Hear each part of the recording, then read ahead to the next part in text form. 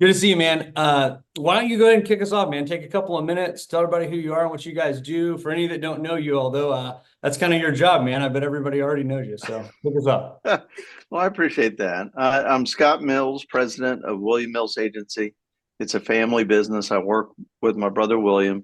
The original William of William Mills was our father. And it's because of his background in the banking industry. He had worked at banks and at Equifax and at John H. Harlan Company that we kind of stumbled into doing what we do. So none of us went to school to do public relations and marketing for the banking industry, but that's where we wound up. So that's who we are. We work with companies that primarily sell products, data, or services in North America. So most of our clients are in the U.S. We do have some wonderful Canadian clients. We have a client based in Ireland and at least one or two in India. So we have client calls all the time, but we are all about serving the financial industry, which includes banks and credit unions and fintechs and other types of lenders. I love it, There's a hell of man. a lot of people that we know that don't realize that does cover banks and credit unions. Yeah. All right, man. What I wanted to kind of talk about, if it's okay with you, so Dad has touched on sort of the theme of there's the crisis management would be all the way this way, right? Yeah. And sort of brand recognition and leads would be all the way the other way, right? And if somebody showed up to you totally fresh, right? This would be the ideal. I just raised $100 million, and all I have is a 100. PowerPoint slide. I haven't even built a product yet, and I'll give you all the money you need. What do I do? What's perfect look like? Oh my goodness. I wish that happened in real life, that somebody says, I've got all this money and I've got to spend it with you. But it usually doesn't happen that way. We work with some large companies. So probably our oldest client is Equifax. It probably goes back 16, 17 years. And then we also do a lot of work with Jack Henry. But we also work with small firms. So the VC-backed fintechs that are doing some cool stuff, that are trying to get the attention of channel partners and banks and credit unions. And what they all have in common, it doesn't matter how good the economy is or how bad it is, they never have enough resources to do everything that they want to do. So I think a big part of what we do is, help guide them on an efficient spend of how to develop that reputation that they want to be known for. So most of our PR programs are ongoing efforts. So it's not like we want you to come in and for 3 weeks, scream from the top of a tower and make a bunch of noise. What we really want to do, I know you guys talk about embedded finance all the time, but we want to be embedded within the companies that we serve. And so that means month after month doing something. And yes, activities can ebb and flow, but there should, if you're doing a great job communicating as an organization, there should be something meaningful to talk about just about every month, shouldn't there? Yeah, I agree. I really like that plan too. And it's weird, right? I mean, even in our own businesses, we feel this way where sometimes you accidentally, to your point, you have some huge month and everything gets accomplished. And other times it's just kind of the slow slog and grind. But I think, maybe evergreen is a strong theme and a strong word, but a nice cadence over a long period of time. It's like investing, right? I mean, and investing in the brand. Well, you talked about something that I think is real important. So there are activities that have a timestamp to them. Like we're going to this event, like I'm having this conversation with you now from a friend's hotel room. I'm at the CBA Live conference. The week before that, I was at AFT, and we missed you at AFT, by the way. Yeah. And the week before that, I was at ICBA Live in Orlando. So this is kind of a hectic time, but evergreen. So I should say, public relations, the way we view it, is we want to have consistent positive news about the company coming out. That might be strategic partners, it might be new capabilities, it may be a new client, those sorts of things. We also do an awful lot around subject matter expertise or thought leadership. So all of our clients, to be able to sell to a financial institution any type, the people are buying more than just code or the fact that you're in the cloud versus, on a box on prem. So we try to get people recognized for what they know. So that might be, I don't know, digital engagement. It might be digital transformation. It might be I'm a fraud expert in payments. Whatever it is, they're evergreen things that each client should be associated with and should work on. And I should say the last major area of PR that we do a lot of work in is proof of the pudding or customer testimonials. So it's a lot more powerful to have a bank say nice things about you as a service provider or a partner of some kind than it is for the solution provider to say, "Hey, I'm wonderful. Let me show you how wonderful I am." So those are the things we see deal a lot with. of that, right? Oh, I mean, I yeah, get it. People, it's like they're so self-promotional. It's like easy, man. Yeah. Like, Yeah. it doesn't go over well if I ever have to tell somebody it's not just about you. It's about what we're doing to the industry or helping people access financial services or have a better relationship or provide education. That the FIs really pride themselves on the ability to provide guidance, but a lot of them don't do it very well. And I think that's one of the areas of our industry that is getting a lot of investment and a lot of attention, is figuring out how to take this wealth of data that I have and I don't know how to do it and operationalize that in some way so that they're able to be more on target with what they're talking to their customers about. I may be going into other areas than you want me to talk about, but that's just what I'm saying. Anything you want, man. I think that's great.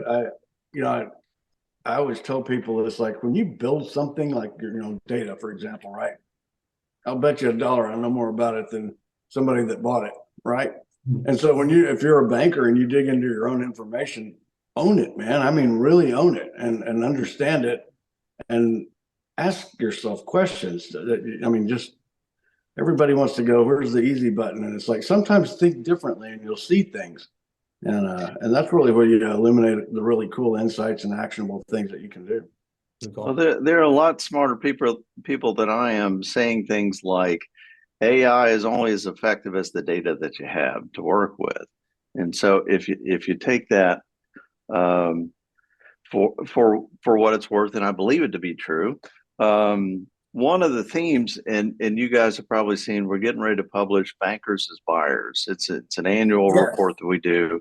It's a download. I'll bend your ear about that in a few minutes. But one of the themes we touch on is obviously you can't do a report about innovation without AI in there. But we refer to AI as being actual intelligence because people think can I just tell AI to fix this thing? No, you really can't. You have to know the problems that you want to solve. You have to know about the data sources that you're feeding into this thing. You have to be able to explain it to a regulator if they ask you. And you certainly don't want to have anything hallucinate in front of a client and have it say weird things. But that was great. I mean, hey, we had the time that the software started hallucinating, you're like, stop it. Yeah, that's great, man. Hey, I want to ask you, so I think Daddy had a good point on the self-promotion's a little icky these days, right? And then Scott, I mean, look, you guys like us, we both, I mean, family businesses, we've been here a long time. We hope that our families are here for a lot longer. And so I think to us, it's maybe probably fits better with the community banking theme of generational. I mean, these are our friends. A lot of them are generational friends, right? And so contributing and giving back, I think, is just common nature for you and I, right? But I think for a lot of the companies, I mean, to your point, whether it's large and publicly traded and a more corporate attitude, or it's maybe young, really bright people that are just showing up to the industry, that theme of advertising and self-promotion and where can I buy a microphone and right, it tends to come on a little strong with me. And I think like you, I tend to have the mindset of, what are you really doing to give back to these people or engage with them or be a helper in any way before you're trying to get something from them or sell them something, right? Would you Yeah, I'm with you. I'm not somebody who would readily buy something from a PT Barnum kind of scream, Barker kind of a person.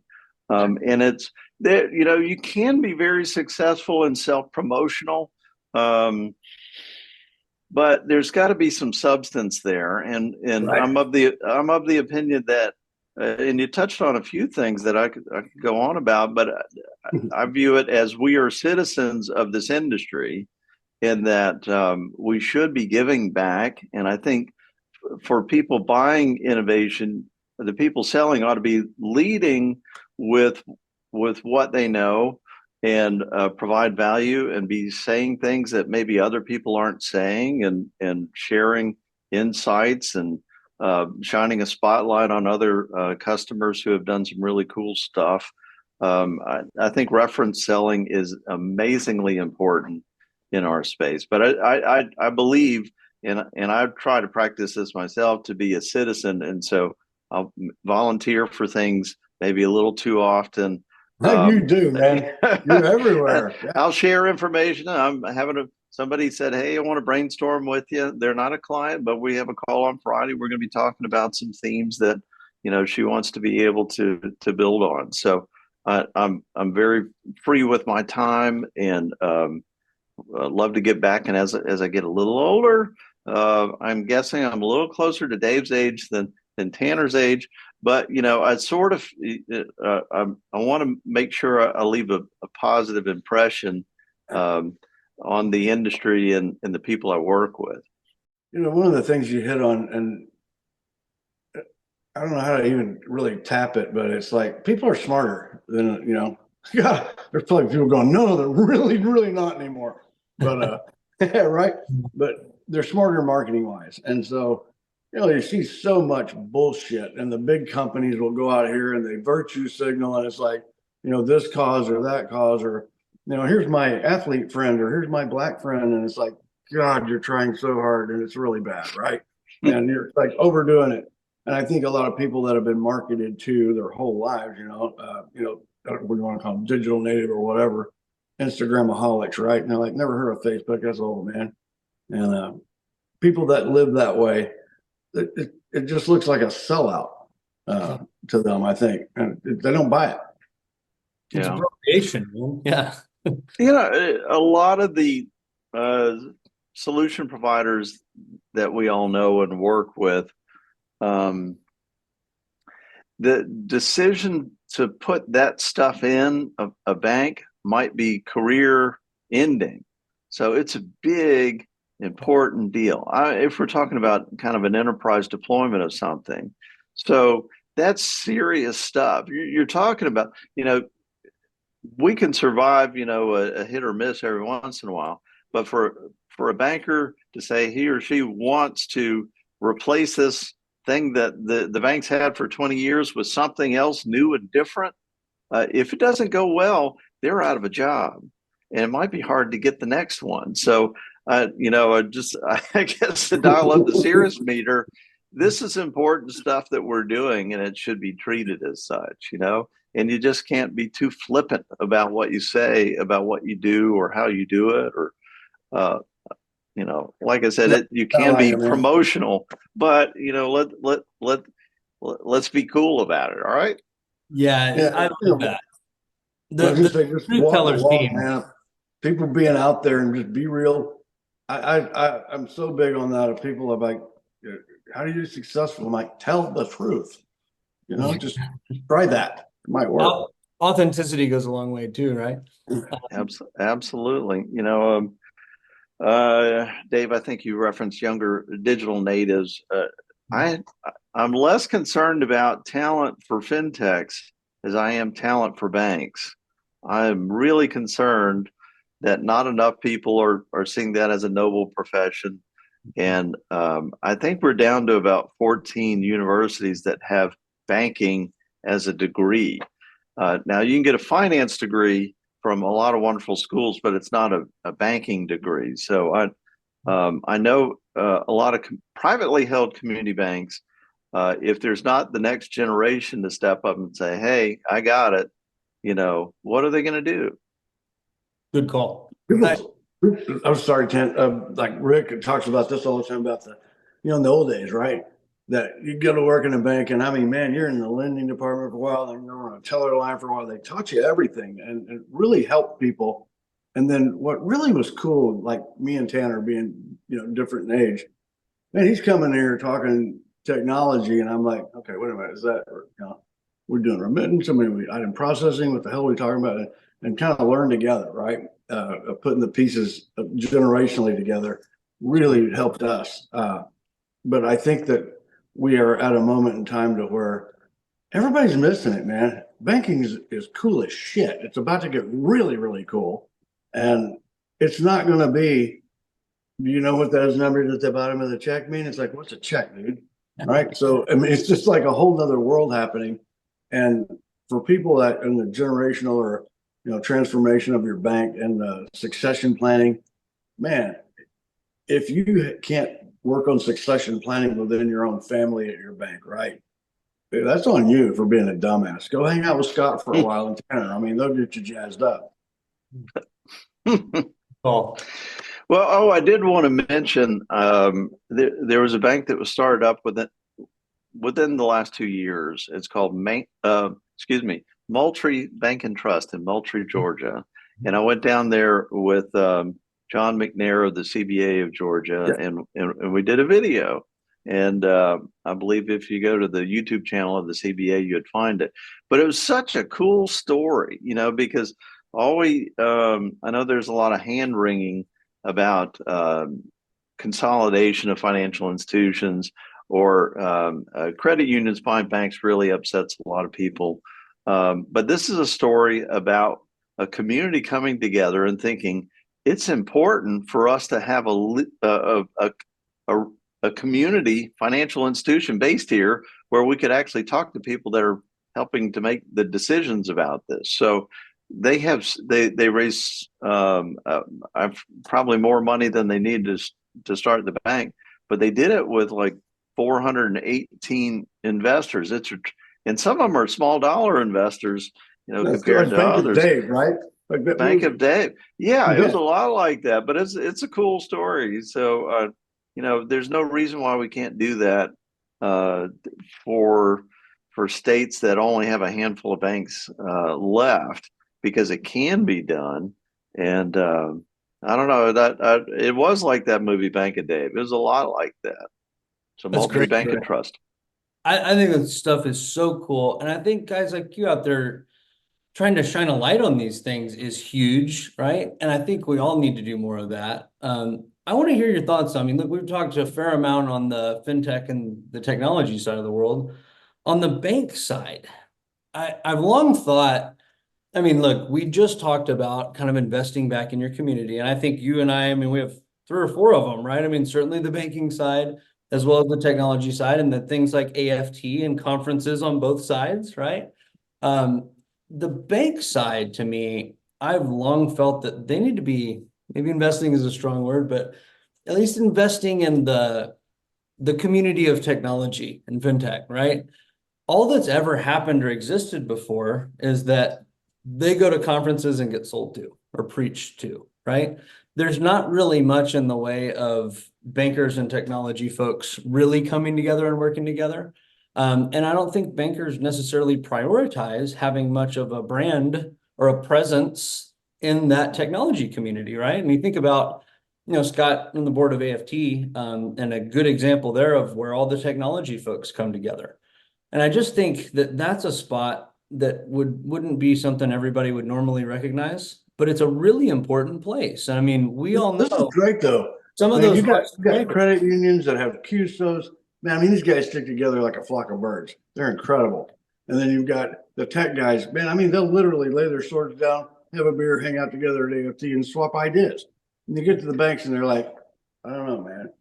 I don't know." Yeah, couple of points there. You mentioned AFT. For those that maybe don't know, that's Association for Financial Technology, and it's in the bylaws that bankers aren't going to be there unless they're going to speak. So it's meant to be kind of solution provider helping solution provider kind of plays, and to reach beyond that, we started a sister brand called National Fintech Organization, or NFO.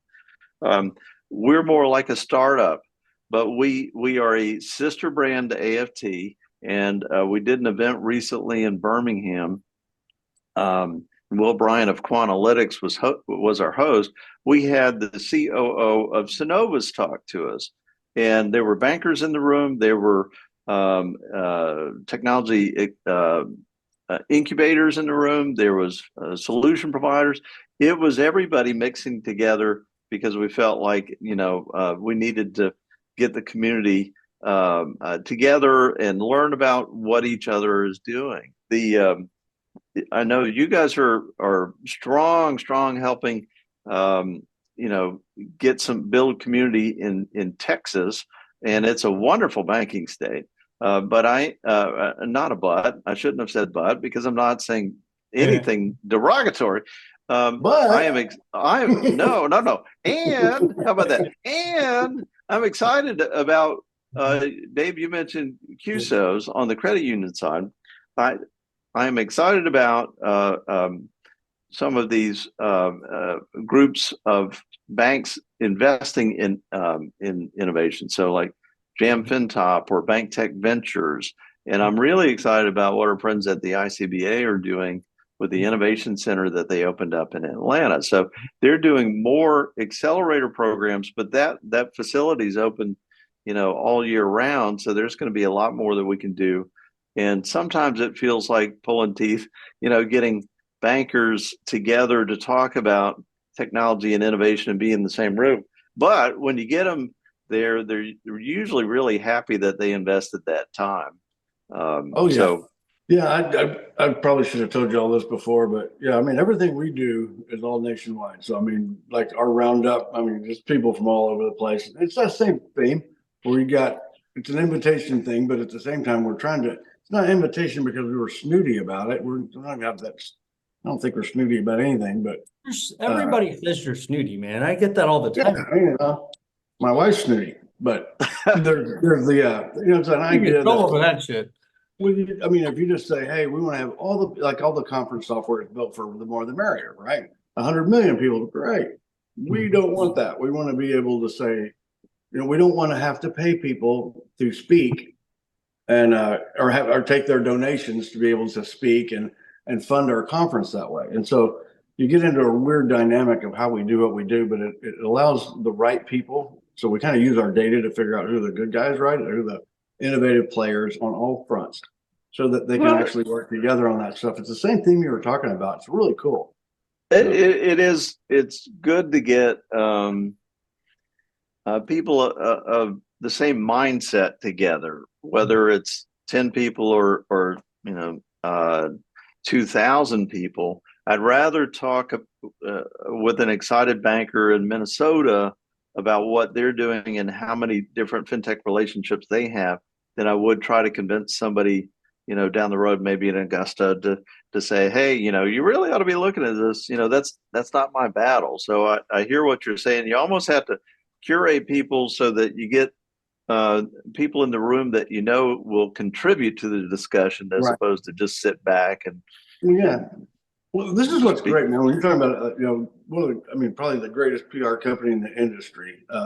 And then when you look at that and then we just kind of sit back and watch on the sidelines of what really goes on. And it's a bunch of people yelling and trying to impress each other a lot of times, right? And I bet you just got to be frustrated watching some of that. And to take that out of the room is difficult, right? So you're in a moment where you're saying, okay, I really want somebody to, maybe we need 3 or 4 of these people to talk to each other to actually move the ball forward and make some progress on some things that they want to do. It's not a preaching or an educational session. It's kind of like take the microphone, toss it to the halfback, and get over the sideline as fast as you can, where you get hurt. Let them do the thing. Now, we'll be real quiet because I know this will upset some people, but I was in a small setting, couple hundred people with both banks and credit unions, and they got along really well and they enjoyed talking to each other. And I walked up to a couple And I'm like two bankers, two credit unions. Shouldn't you be, having a knife fight, something? No, they're cool. And Man, sometimes people go back and forth. There's a really brilliant person I had the pleasure of spending some time with at Teachers Federal Credit Union in New York. I think any bank would be, thrilled to have him, but we can all learn from everybody else's experiences. I'm So so glad you brought that up. let's just I've like enjoy it. lightly pulled the flagpole up to see how that goes, and like pull it down real quick. Right? But I'm a huge proponent of, and I mean, let's just take the gloves off, guys. The dollars just get bigger and bigger and bigger in this industry, and they're all going to four banks. Maybe you can say the top 25 or whatever. There's thousands of these institutions that are all victims of the same thing, and it's like, yeah, but, and it's like, come on, man. There were 14,000 of them and 14,000 of you, and now we're this. Yeah, when do we take and put that away? And and I think a lot of our leadership and associations have made a lot of money having these fights. It's really good for them, and it's like there's not really a fight here. There's not really a battle being waged. And you're right, man. You see a credit union by a bank, and I mean the bankers like, and I'm like, that. but yeah, Wells Fargo can do all kinds of shit and get away with it. Nobody says anything. Well, we don't even say Wells Fargo. That could get us in trouble just saying Wells Fargo. And it's like, people stand up, speak the truth, and let's work together. There's so much room for credit unions and banks to work together. And we work with a couple of associations, and we love them. And the part that we don't typically get involved in is the government relations part, because they're looking after their members, their constituents, to say, hey, look, I know this pending rule is important, but operationally it's going to take us a little while to be able to get to the point where you want it. So they're doing things like, I'm in DC now. They're doing things with the federal government, at the state government level. That's important. That's really important. But banks and credit unions do have plenty of stuff that they can share and commiserate over and talk about, that benefits everybody. And so we need to be able to come together and talk shop about things that we can all, benefit from the discussion on. And those things that we don't agree on, like whether or not you're taxable or a nonprofit organization, that let's leave that at the door. How about that? I think that's great. That was so, I mean, this is why you're you, man. That was so smooth the way you covered that. A lot of our friends are associations. It's like, yeah, and we all need them, man. I mean, I am a huge supporter of the associations. I'm not a huge supporter of their leadership role sometimes, but let's get real. When we get to the advocacy part, when you're fighting legislation or trying to promote or go against a particular thing, man, I don't want to do that. I don't know anybody that's dumb enough to do that. And these guys are experts at this. Let them do that. And we need that. And actually from both sides. But man, that's where, that's a great role for them to have. But some of the spillover, you're right, has carried this. It's like the elephant in the room that nobody, bankers and credit unions. And it's like, gosh, you're almost the same. From an outsider, you are. Community, the community aspect. I mean, look, something we kicked off with, Scott, talking about the communities that we care about and trying to be a helper in your community. You wouldn't find, just as a percentage of any community, more people caring about their community than community bankers and credit unions. That wouldn't be true at the big banks. It wouldn't probably be even true in the fintech or technology world or everywhere else.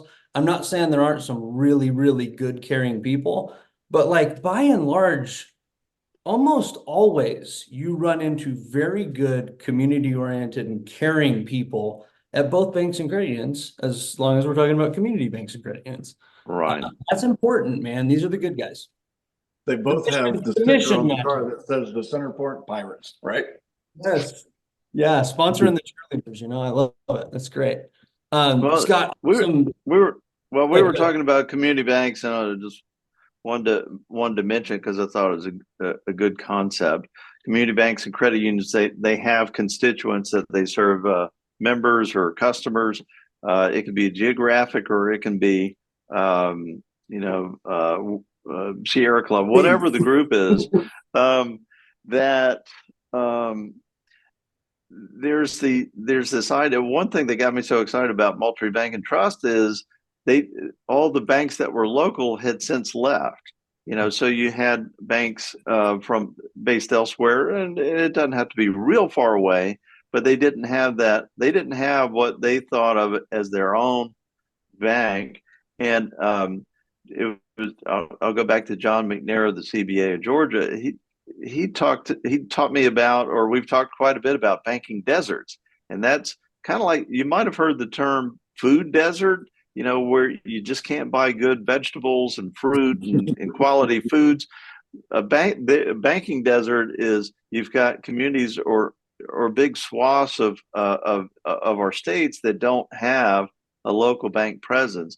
And a local presence is what is the really part of that development engine for the area.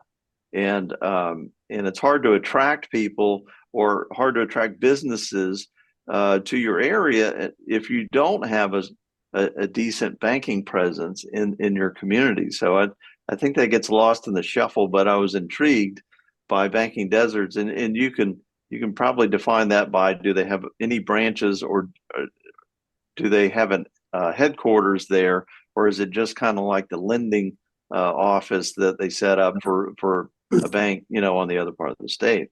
So I think it's an important concept, since we've spent a lot of time talking about community banks and credit unions.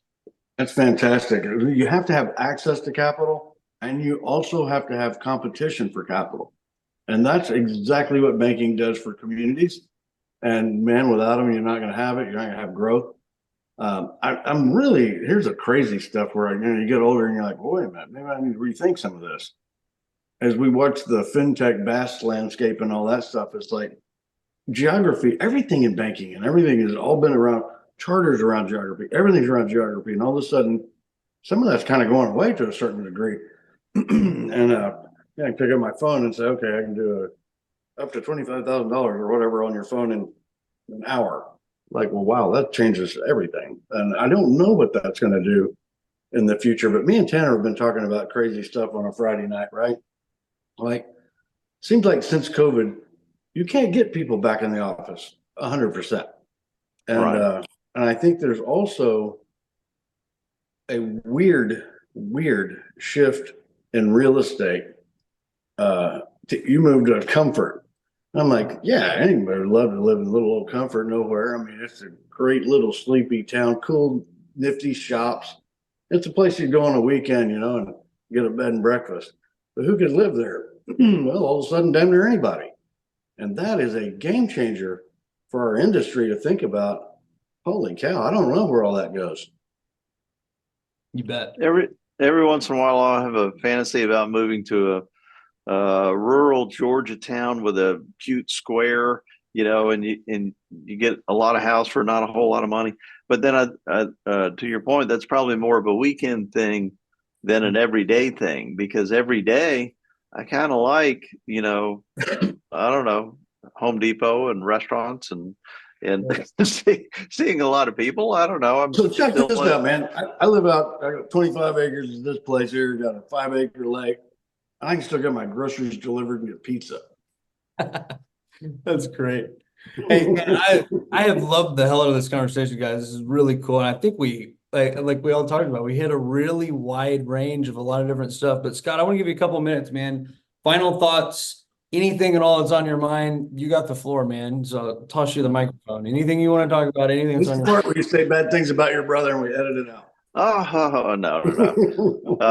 My brother and I get along really well. And I talked about banks and credit unions, actually get along well. There's more that we agree on than disagree on. So he's a hard worker and happy to be working beside him. He's a Florida State guy. Well, I adopted Florida State since I went to Georgia State, and we didn't have a football team at the time. So I kind of a Knoll.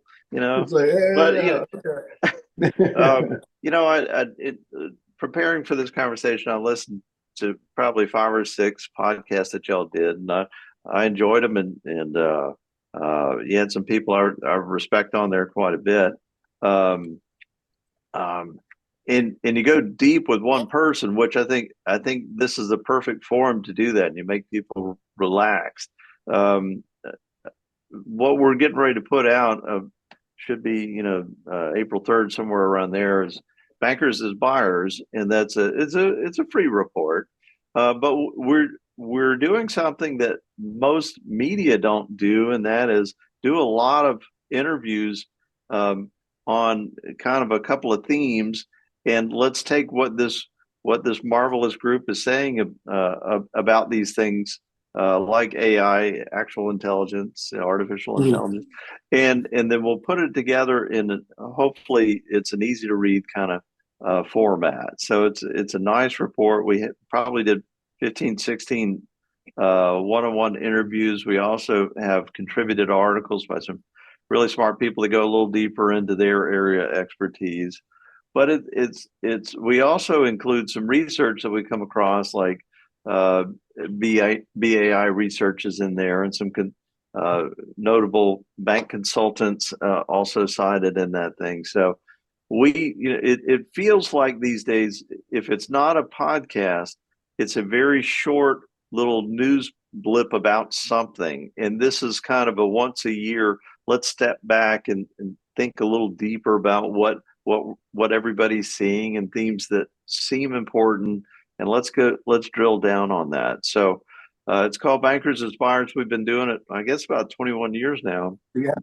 And you would think it would get easier every year, but it doesn't. Right. But it is free. I hope you enjoy it. And man, you guys changing that up and going in that depth and everything, like that's great, man. That is good. It has changed quite a bit. I'll give you the backstory on it real quick. There used to be a banking publication that would put this thing together called Bankers as Buyers, and they would survey bankers, and they would say, all right, so remote deposit capture is going to be big this year or whatever. And they stopped doing it. I'm like, why'd you stop? I love that thing. And they said, well, it cost us $60,000 to put together, but we didn't think we were getting $60,000 of value. I said, okay. So you took it over and spent $600,000. I said, would it be okay if we use that name? And then they said, sure. But back then it was more like I was getting all this wonderful information and research. I was reading a lot, and I had this file that I kept. And I was like, I ought to share this stuff. So it was kind of like the first few years was more about curated information I got from other people. And now it's more like we've got a couple of themes we want to get a lot of people's input on. And it's much more quote driven, more, firsthand, but it is a lot of work. It's, like I said, it doesn't get any easier. We hire a writer, we give them the sources, we give them the themes. I still put in probably 40 hours of work personally on the report. So I'm glad to be birthing that baby in early April. Awesome. Yeah. Thanks for doing it too. That's really strong. I love your idea of depth too, man. I just wanted to point that out, that dude, what we talked about earlier, there's a lot of good stuff, I think, topical thought leadership that does come from people and companies, but it's very narrow, on what they know. And to your point, going out and asking the question of what do we all need to be talking about, and then finding the people to talk about it and pulling together. I think it's great, man. So appreciate it. I tell you what, I can't get over the damn actual intelligence thing. I'm just be laughing about that. I'm sitting here going through my mind about one day there'll be a couple of robots talking about the humans and actual intelligence. They didn't have it. Yeah. Oh, I do have to give my friend George, who lives in Houston. He does kind of what we do, but for the oil and gas industry, and he's the one that introduced me to that. I'm like, I'm stealing that. That's right, man. That's some of the best ideas come from your friends, right? Exactly. We had a ball, man. Thanks for everything. Firstly, thanks for everything you do for the industry. Yes. Certainly with the technology side and things like AFT. I mean, you do so much to give back and keep everybody together, and it's super appreciated. And then same thing in the banking side. And as you're sitting in Georgia right now, helping the states, right, and helping everybody. So you're everywhere doing all the good stuff, and it's super appreciated. Thanks for coming and hanging out with us. I can't thank you enough for having me, and it's an honor to be here with you today. All right, man. We'll see you next time.